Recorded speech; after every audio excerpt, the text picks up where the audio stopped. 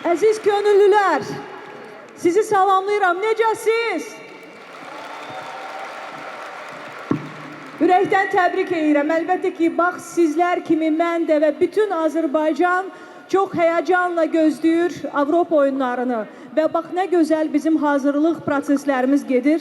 Və sizin simanız olmaqdan, könüllülərin siması olmaqdan və bu oyunların ulduz səfiri olmaqdan çox qürur duyuram.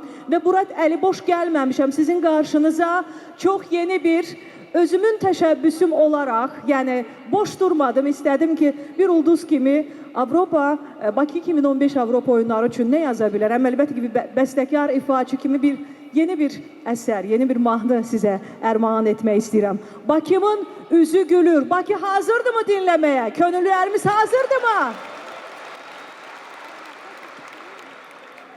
Lütfen səs rejissorumuzdan xahiş edək. Əllər havada.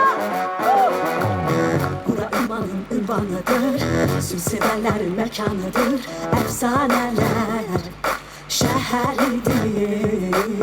Bir yerdə sevək hər anı biz, birgə yaşadaq dünyanı biz.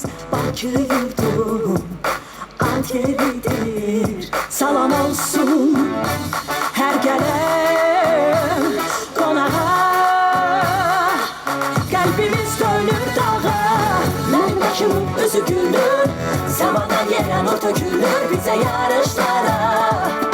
Dostlar gələr, üzü güneşə gedir yollar. Uca zirvələr bizim onlar, hədəfimiz qələbələr. Könüllülər səsiniz gəlsin.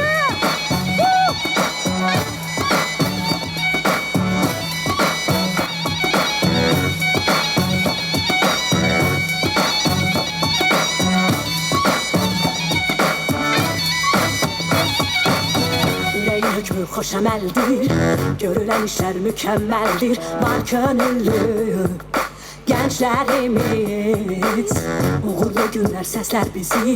Bir daha görsün qoy yer üzü bu dünyada. Güclüyük biz, imzalar tarixə qovuşar. Əsas şahid sağlam var, mənim başımın özü gülür. Səmadan yerən o tökülür bizə yarışlara. Dostlar gələr, üzü güneşə gedir yollar. Uca zirvələr bizim onlar, hədəfimiz qələbələr. Mənim başımın özü gülür, səmadan yerən o tökülür bizə yarışlara. Dostlar gələr, üzü güneşə gedir yollar. Uca zirvələr bizim onlar, hədəfimiz qələbələr. Haydi yollayın. Hey! Hey! Hey! Hey! Hey! Hey! Haydi dostlar. Eller havada. Mənim Bakımın üzü gülür, səmadan yerən o tökülür bizə yarışlara. Dostlar gələr, üzü güneşə gedir yollar. Uca zirvələr bizim onlar, hədəfimiz qələbələr. Mənim Bakımın özü gülür, səmadan yerən o tökülür bizə yarışlara. Dostlar gələr, üzü güneşə gedir yollar. Uca zirvələr bizim onlar, hədəfimiz qələbələr. Mənim Bakımın özü gülür. Her zaman Bakı'nın yüzü gülsün. Azerbaycan'ımızın yüzü gülsün.